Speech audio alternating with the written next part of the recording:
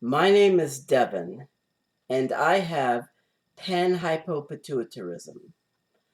This is a condition that's very rare, and it cannot be prevented, but also there is no cure for it. I will have this condition for the rest of my life. Don't mind the cats. So, and the thing is, I have to take particular medications in order to stay alive. One of those would be a testosterone supplement. Now, before I go any further, I just want to explain that panhypopituitarism is it's a condition that originates around the back of your head, close to the cerebellum, and the pituitary gland is a small gland, like in that area near the back of your head. But even though it's a small gland, it has many important features.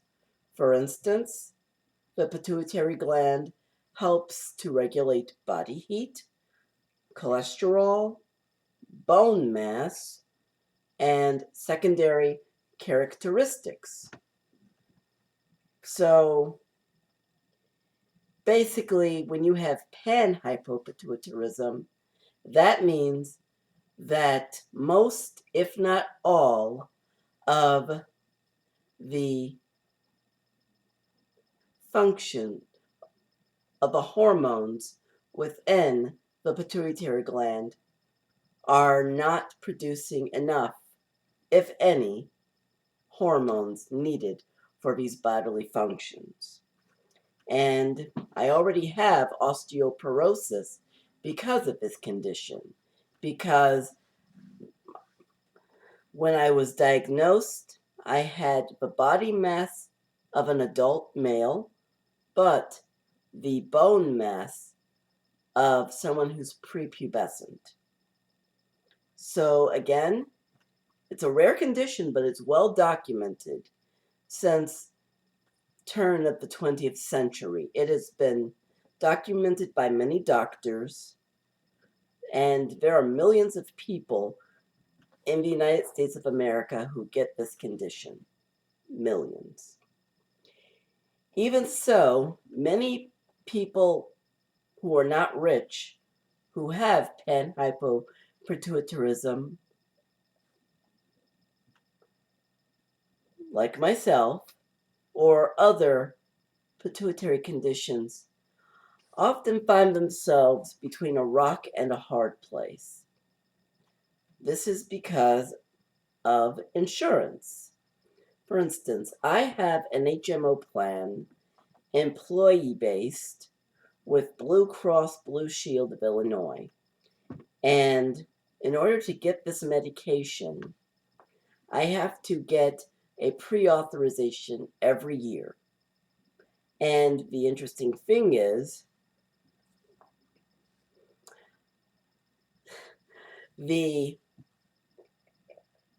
medication and the prior authorization for it, the first prior authorization is always denied. Always. And they have many reasons for this. They'll say, well, we missed your latest blood tests, or this is an expensive medication. Are you sure you've tried others? Which I have. And so the doctors and I would have to jump through hoops for a considerable amount of time to file an appeal within the insurance company so that this medication can be covered. And eventually it would be covered, but many times people like myself find ourselves waiting for sometimes up to 2 months without our medication.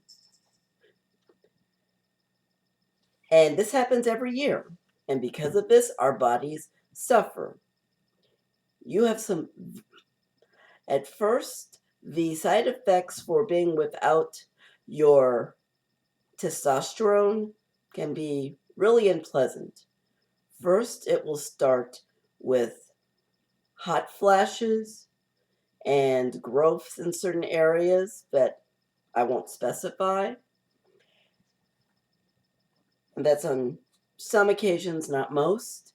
But then you start having the tinglingness of the skin, you have fatigue, and you have so many other things.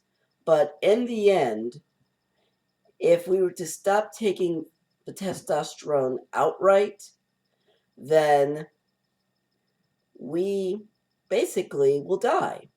We'll die either from a stroke, from unregulated cholesterol, or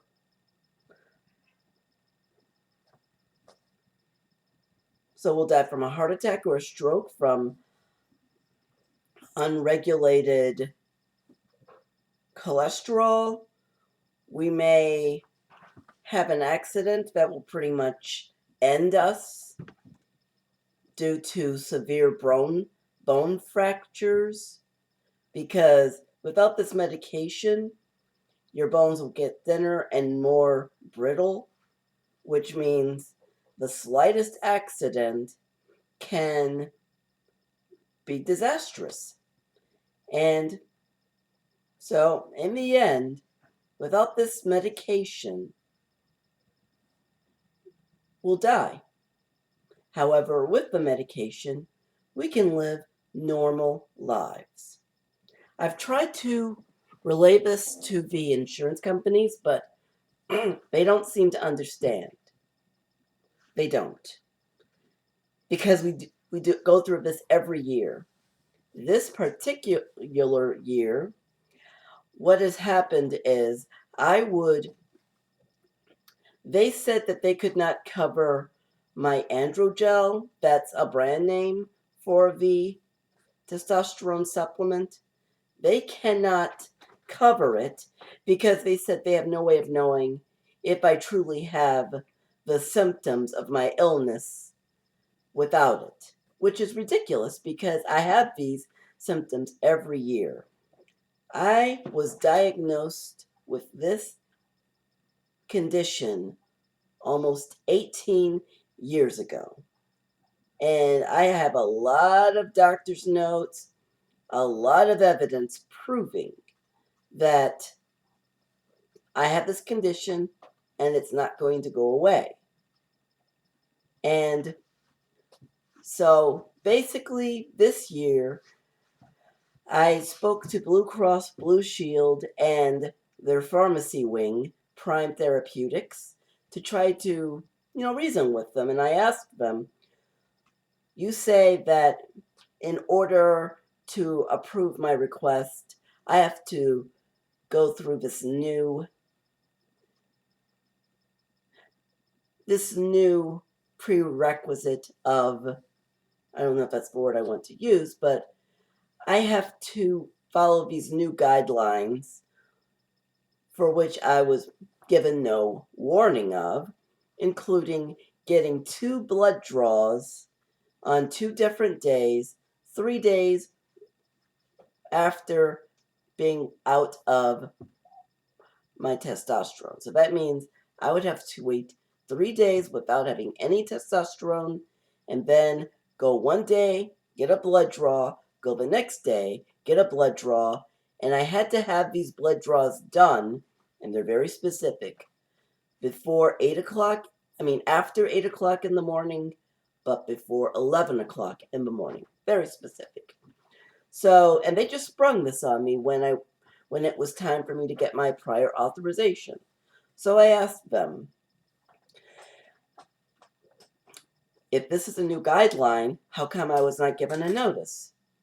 The woman I spoke to, who was not a very polite person, she said that this pharmacy, she said that they are not obligated to give us any prior notice, and they have a right to just spring it on us. And then also I asked, okay, let's say I've done this and I do everything you say, my doctor does everything you say. Will I then be approved? Can I at least get a guarantee for that? She said, no, we cannot give any guarantees.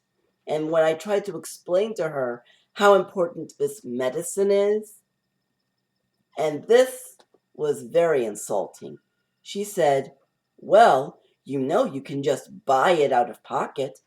Excuse me, but for the thing is, these medications, thanks to the pharmaceutical companies like AbbVie, are not affordable. So I figured it out in my head, and for a month's supply of androgel, I would have to pay, if I were to go out of pocket, at least $1,000 a month. $1,000 a month for medication that will keep me alive, yet will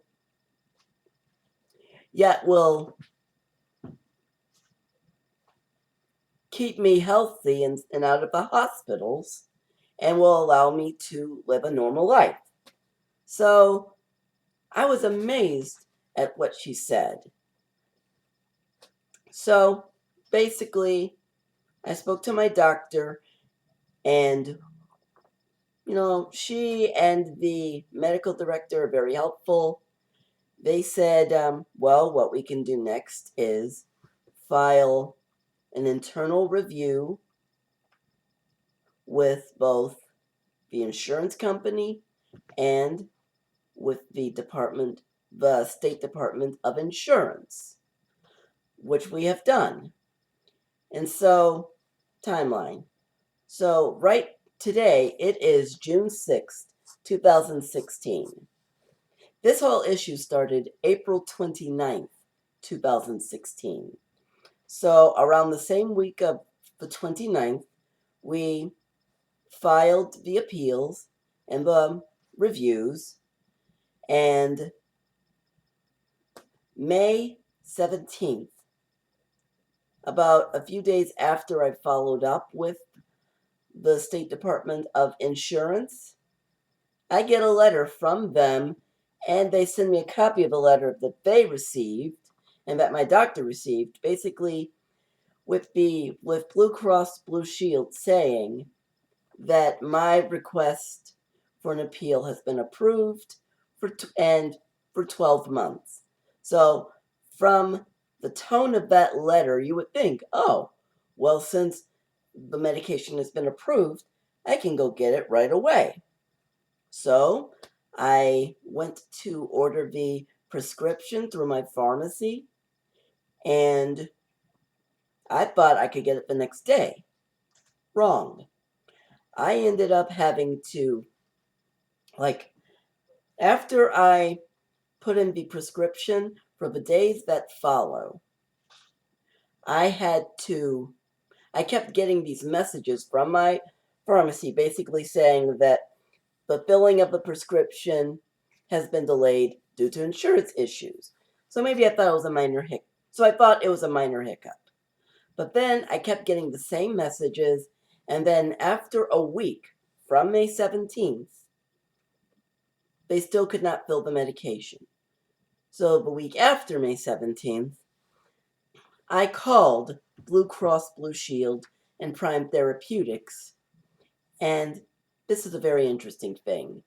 They told me that the letter they sent was sent prematurely, and that they were still in the process of the appeal. So the appeal has not been finished. Yet they send me a letter saying that my request has been approved for 12 months. So I have something in writing, but they still will not give me my medication, which is very unprofessional and heartless. So I guess I'll have to still work with the state and also possibly with the Better Business Bureau. I've already filed a complaint against my insurance company for this matter because, and I'll admit, this has been very depressing. This has been a very hard time for me because one thing these insurance companies do not realize, maybe they do realize it and they don't care, is that they hold my life in their hands. They're holding my health hostage every year. Every year. What for? I mean, oh, and another thing from that same rude woman from, I believe, Prime Therapeutics.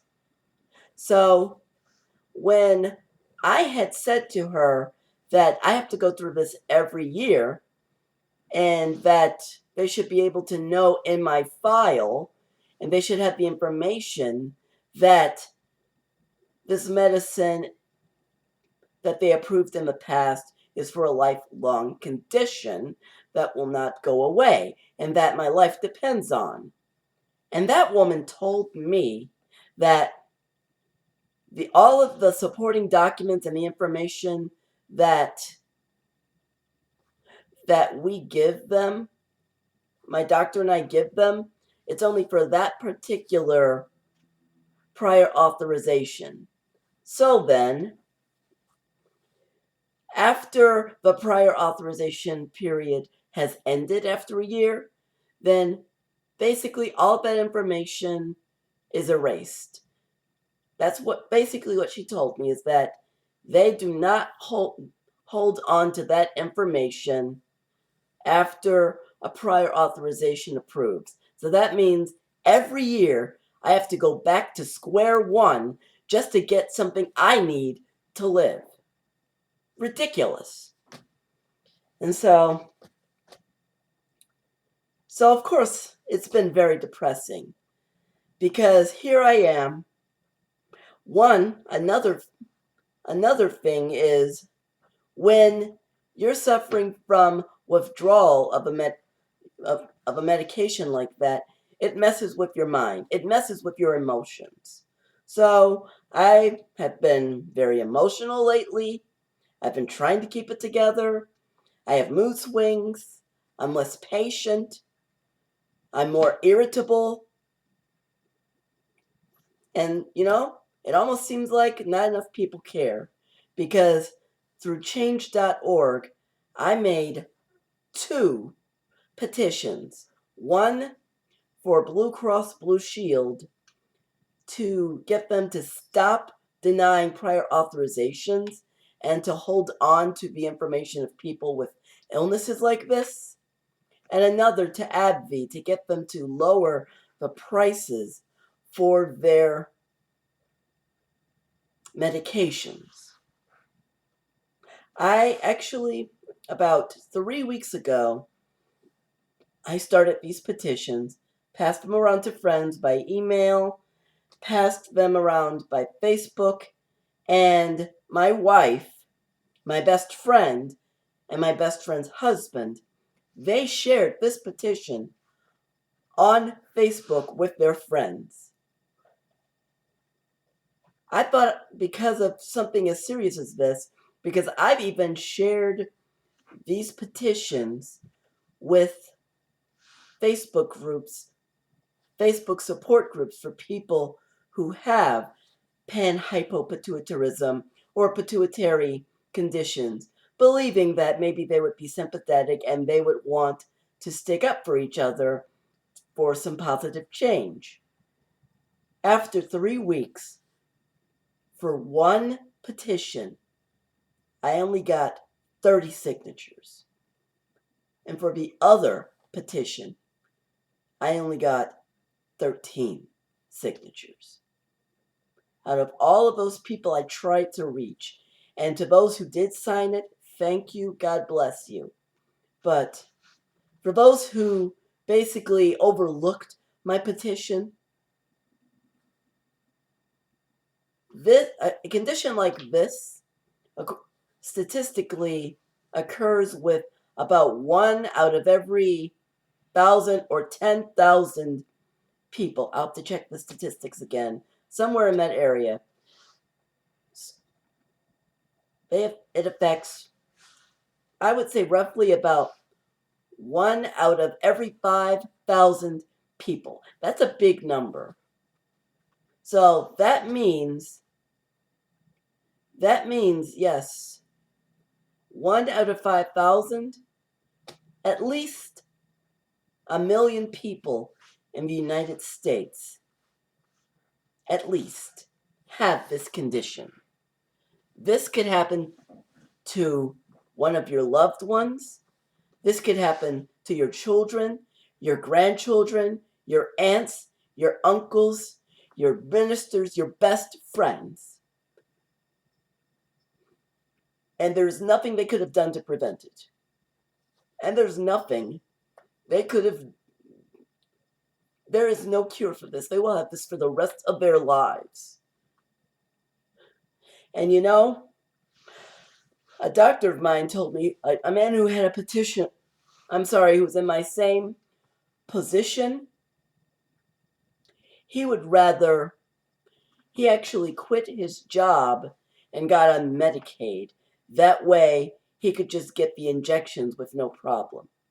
Well, I'm not going to do that.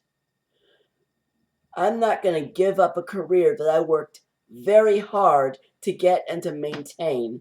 And I am not going to make myself dependent on other people or the government. I will not. I want to be an independent person.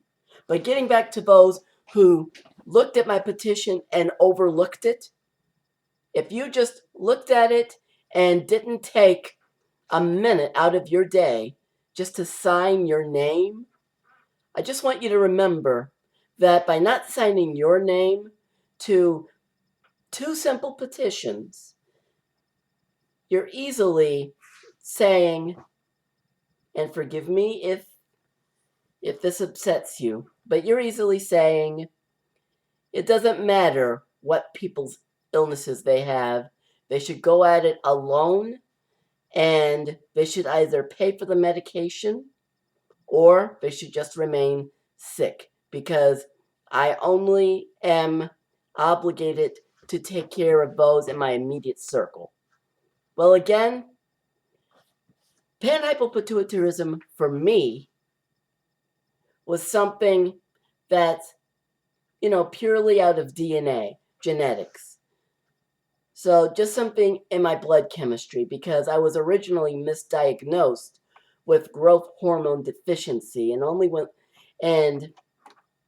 they put me on shots every other day for a few years, and I grew a little, but I didn't have any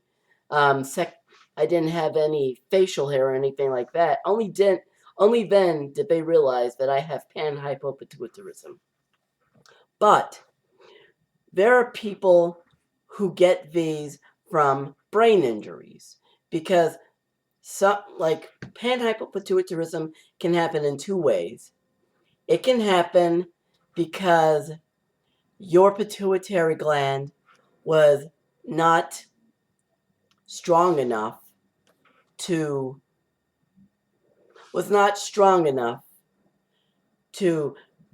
ever produce as many hormones because of other medical conditions, because of genetics, or it could happen from a brain injury, which would cause a tumor right in the back of the brain that cannot be removed, but doesn't really get bigger. It's something that stays there and it pushes against your pituitary gland. So it could happen to anyone. All you need to do is it could be as simple as a car accident that someone would survive, or playing baseball without a helmet and getting hit upside the head with the ball. This could happen to anyone. It could even happen to you. And if you saw my petitions and didn't take a minute out of your day, or 30 seconds even out of your day, just to sign them, that's basically saying you don't understand or care to understand the condition. And if that's true, then that's very sad, because, again, I did not get this condition on purpose. I did not get,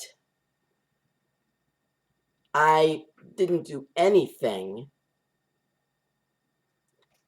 to deserve this. Panhypopituitarism is not a lifestyle illness like AIDS, cancer, so forth, diabetes, or type 2 diabetes. And it's not like some sort of infectious disease that you can catch. So you can't catch this condition just by being around those who have it. This is one of those things that happens by accident or just because of how you were developed. But the bottom line is, this is a condition that it may be rare, but it can easily happen to anyone. So,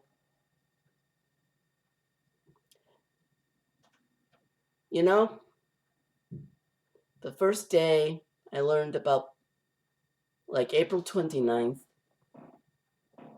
I almost considered just giving up, not taking, not pursuing the appeal to get this medication, because I figured, you know what, I have to go through this every single year, and they don't seem to understand that I can die from this. They don't seem to understand that. They don't seem to understand the simple fact that that androgel, for me, is the difference between life and a slow death. So it's like, it's just very exhausting. It's like you're about to fall over a cliff and you're holding onto a rope, but the longer you hold onto that rope, the harder it gets to hang on. It's not fair. It's not fair. So, in the description section of this video, I am going to include those 2 petitions. And if this video has enlightened or touched you in any way, then I ask you to please sign those petitions. If not for me, then for that loved one in your life who could have the condition and you may not even know it. Thank you.